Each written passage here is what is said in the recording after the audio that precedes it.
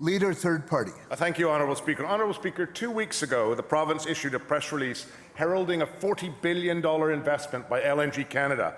However, the government's release provided no clarity about whether this investment was for the full plant, the full build-out, or just Phase 1, consisting of 2 trains. In contrast, Honourable Speaker, LNG Canada's release on the same day clarified that the final investment decision was only for 2 trains, but made no claim whatsoever about the size of the investment that's represented. Through you, Honourable Speaker, to the Minister of Energy, Mines and Petroleum Resources, can the Minister please clarify, for the record, whether the investment government was celebrating in its press release constituted 2 or 4 trains, and if it is only for 2, whether a separate FID process would play out for an additional trains at a later date? Minister of Energy, Mines and Petroleum Resources.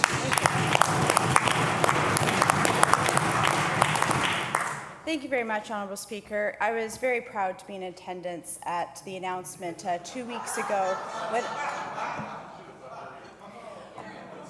I think this historic event of a $40 billion investment in British Columbia and Canada is actually a very nonpartisan event, and I was happy to see members from the other side who were also there, because all British Columbians, whether it's in my riding or the member for Aldergrove, Fort Langley, or the member for Parksville, Qualicum, or the member for Peace River North, we're all going to be able to benefit from this, Honourable Speaker, because $23 billion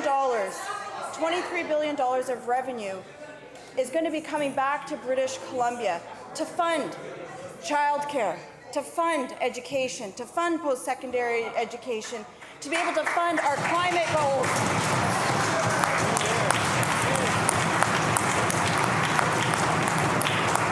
Now, I know members of the BC Liberal Party have mischaracterized our position for many, many years. That was their benefit to do so.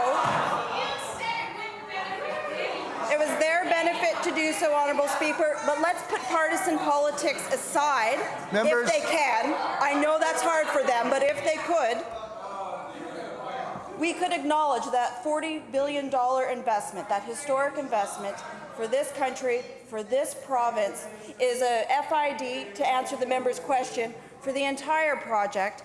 And that project, like I said, is going to be beneficial to British Columbians. 10,000 jobs during the construction phase, 950 jobs in northern British Columbia. First Nations are benefiting, local communities are benefiting, and that is good for BC. Yeah.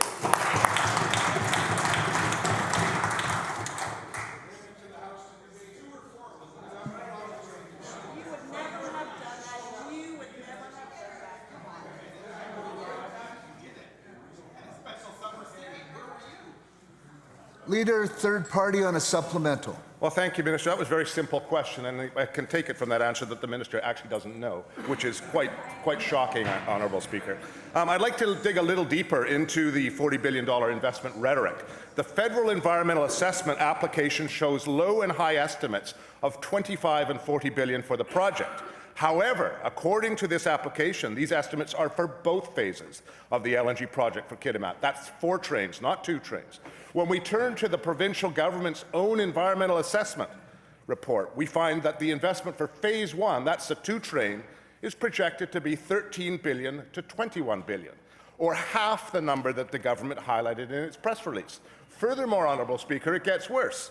In the own assessment report of the BC government, it points out that Phase 1 costs, only about 20% of that will actually be spent in BC. That would bring the number down to $2.5 to $4.1 billion, a far cry from the $40 billion touted in the media.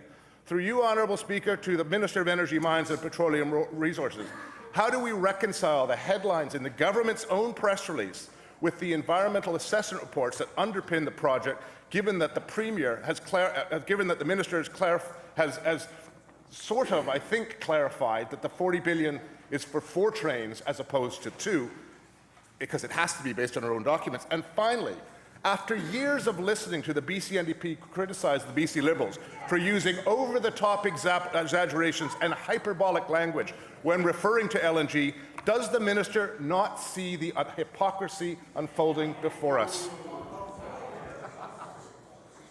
Minister, Energy, Mines and Petroleum Resources.